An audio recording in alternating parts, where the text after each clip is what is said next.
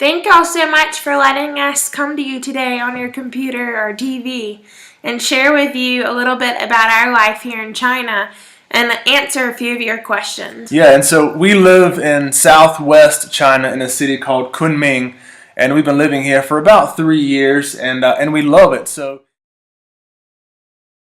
你们好， hey y'all, 我叫艾迪勒， my name is Adela, 他叫王彪， and his name is Wang Biao.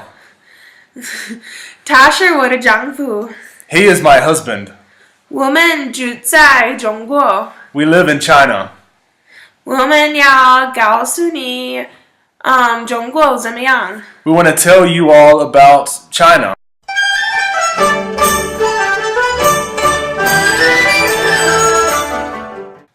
For popular foods here in China, just like in America, different parts of the country have different styles and flavors of food. For breakfast, most people eat one of three things. Mento, which is a large steamed bun, or baozi, or small steamed buns with meat or vegetables inside.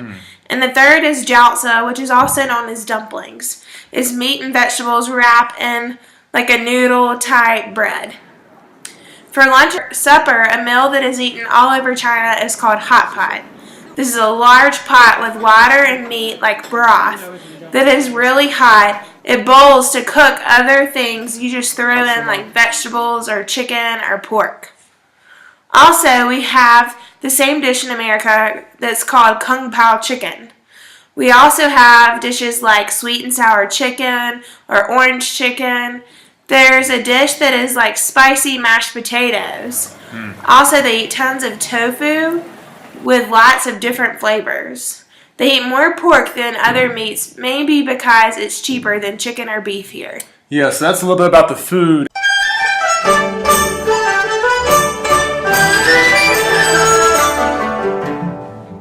And I think most people claim to be Buddhist if you took a poll of most people. But basically they claim to be Buddhist only because their parents or grandparents believed in that. If you ask most people what they believe in, they will say, I believe in myself. And most people believe that if they believe that they can achieve or have success, then it will actually happen. And success is really the ultimate goal of life for most of the people here. It's what they all live for. And success is good jobs and lots of money, much like in America, but people will say, that's what I believe in, is money and success.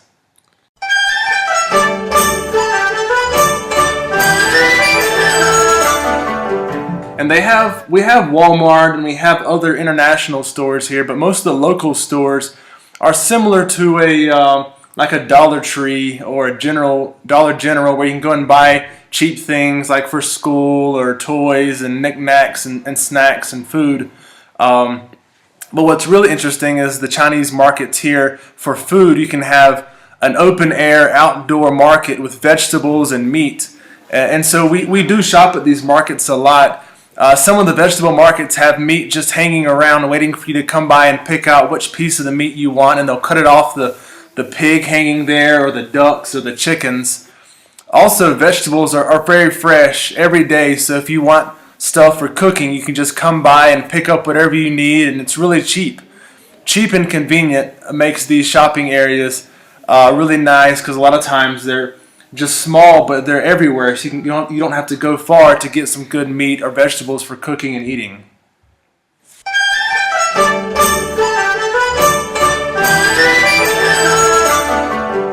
For writing here in China, Chinese characters have a long history of over 4,000 years. Traditionally, there are over 30,000 characters, but about 60 years ago, the government simplified the characters down to just over 3,000 characters. So let's look at writing a few characters now. Alright, so here we go. Look at this. What does this remind you of? If you said a stick person, you're right. It's the character for man. You add 2 arms, and it's a man stretching his arms out, saying something is really big. See his arms it means there. big. Also, the character for, or this is the character for tree, all right, or wood. This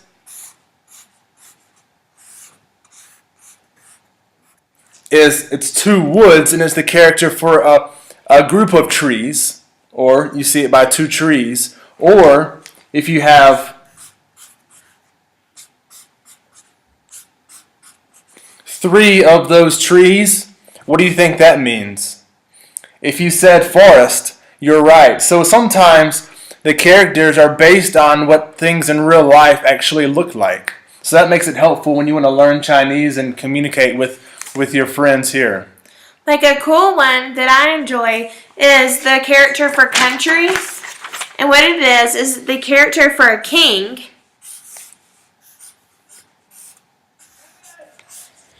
The inside is a king. This is the symbol for his crown. And he is surrounded by the character for land, which means ruler over a body of land, such as a country. Yeah, so a lot of the characters, like we said, mean things, or they look like things that they actually are. And let's see. So another one of the questions that your teachers asked us were, how is there so many different languages all in the same country? Well, over the last 4,000 or 5,000 years, there have been many different dynasties and emperors and kings and presidents.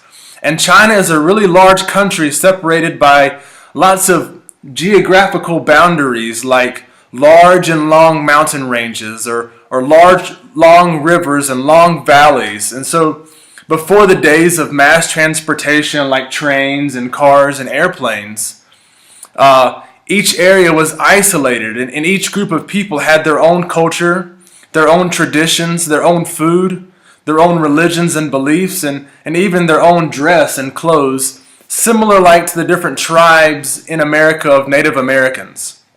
They had bright colors and elaborate decorations on their clothes and things in their culture. And these differences in location and culture helped bring about different languages also among these different people groups. Different areas and languages are often so different that folks from different areas can't understand the languages from even the neighboring areas.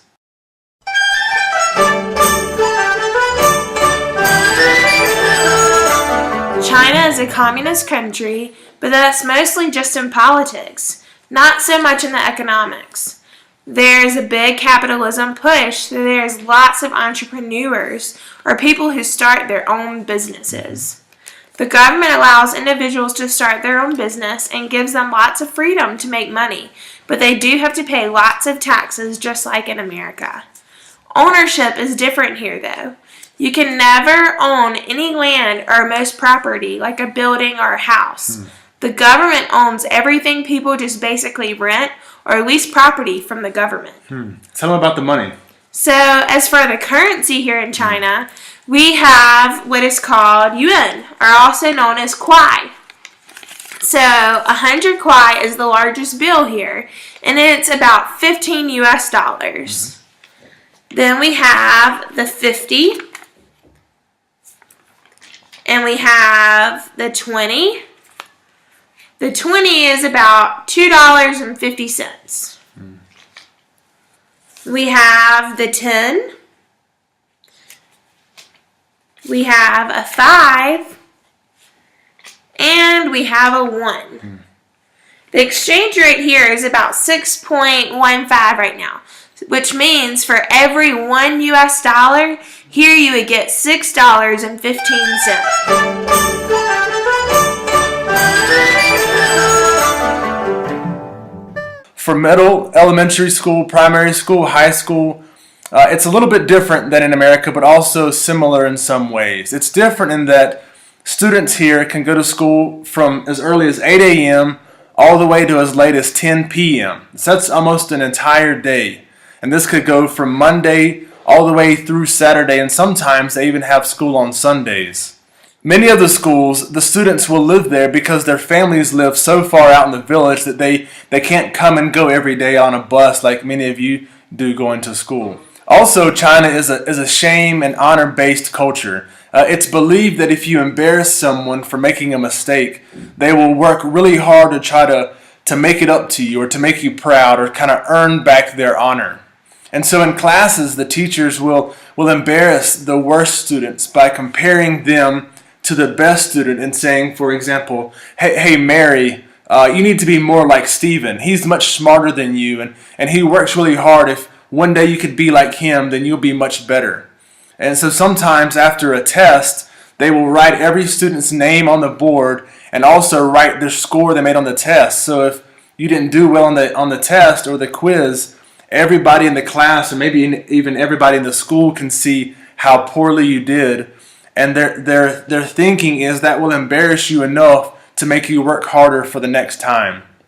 And so, but schools themselves look similar to that in America. Obviously, some of them have rooms where students will live in. The colleges are set up the same way as in America. Large buildings, lots of really cool architecture. And the classrooms are similar with desks and chairs. You can see some schools are bigger than others, but it's generally the same as it would be in America. Yeah. Thank y'all so much for letting us come to you today on your computer or TV and share with you a little bit about our life here in China and answer a few of your questions.